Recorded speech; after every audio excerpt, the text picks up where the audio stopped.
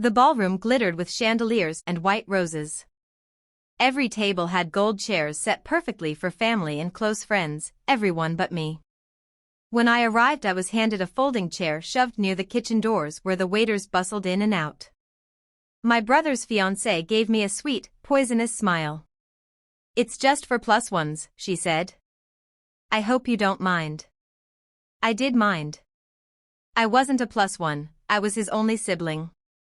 All around me cousins, distant relatives, even my ex sat laughing under the glow of the lights, while I was pushed to the shadows like an afterthought. I gripped the wrapped gift in my hands, my heart pounding. Then I stood, lifted the chair, and said loud enough for the nearest guests to hear, "Plus one this." I turned and walked away. The doors swung shut behind me, but my words rippled through the room. Conversations faltered. Glasses clinked awkwardly. Heads turned toward the kitchen, then toward the empty folding chair. I hadn't planned a scene, the scene had written itself. I hadn't even reached the valet when my brother's voice cut through the chatter, desperate, not commanding, jogging toward me, tuxedo half unbuttoned, his fiancée frozen in the doorway behind him. "Wait," he shouted. "You can't just leave." "Not like this," I said, and kept walking. For once, I let him feel the sting of being ignored.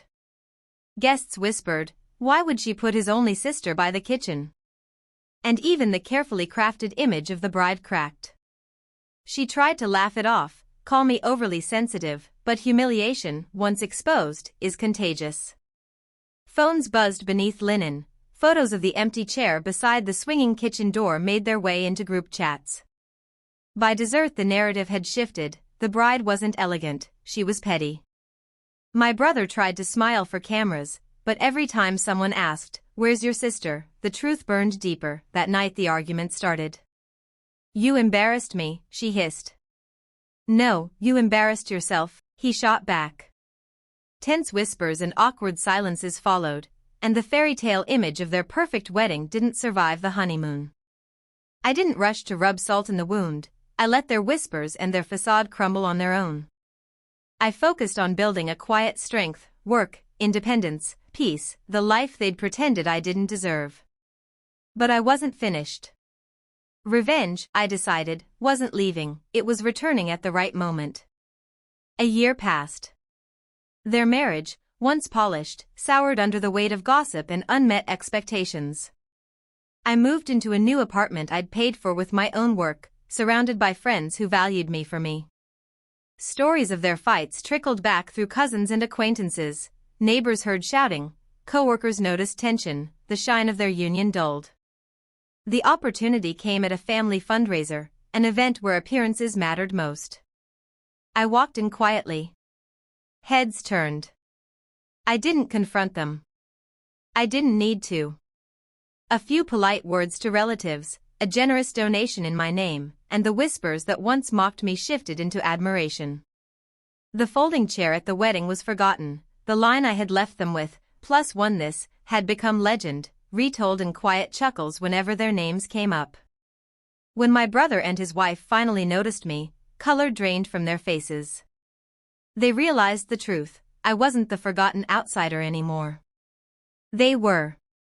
Then one rainy evening came the frantic pounding on my door. There they stood, wrinkled clothes, hollow eyes, posture heavy with defeat. "Please," my brother begged. "We need you. Things are falling apart." His wife clutched her hands together, the smugness gone. Business failures, ruined finances, friends who'd stopped calling, suddenly their arrogance had no one to prop it up. For the first time they weren't demanding or mocking, they were begging. Let the silence stretch until only the rain tapped on the windows. "You gave me a folding chair at my brother's wedding," I said finally. "You laughed while I sat by the kitchen like I didn't belong. You thought I was disposable." He reached for me. I pulled back. Family doesn't humiliate each other for fun. Family doesn't need me only when the walls cave in. I set the unopened gift, the one I'd taken back that day, on the small table near the door. "Here's what you left me with," I said. "A folding chair. That's all I was worth to you." Then I opened the door and let the rain spill in. Now leave, I told them. This time I won't even give you a chair to sit on. Their footsteps were swallowed by the storm. No guilt followed, only closure. They had mocked and tried to erase me. In the end it wasn't me who disappeared. It was them they forgotten, humiliated, left to live with the weight of their own cruelty. A year later the fallout was complete. Their finances slid into foreclosures, friends who once toasted their name avoided calls, and even relatives spoke of them in hushed, disappointed tones. Meanwhile I had built a different life. At community events my name appeared on programs, my contributions were recognized. I sat at the head table where once I'd been shoved to the periphery. I didn't need to gloat. Their downfall and my rise spoke louder than any speech ever could. One evening I saw them in the back row of a fundraiser, quiet and unnoticed, no spotlight, no laughter. I passed them without a word, remembering the folding chair. They thought it would humiliate me, instead it became their legacy. I had built my own table. Was this revenge perfectly justified? Or should the storm have raged harder? Drop your verdict below, I read every single one. Hit like if you crave justice, and share this story with someone who needs its fire. Subscribe to Echoes of Betrayal, because here, betrayals don't sleep. They hunt their owners. Every shadow hides a reckoning, every mask breaks, every betrayal is answered. Stay sharp. Stay unbroken. Stay tuned.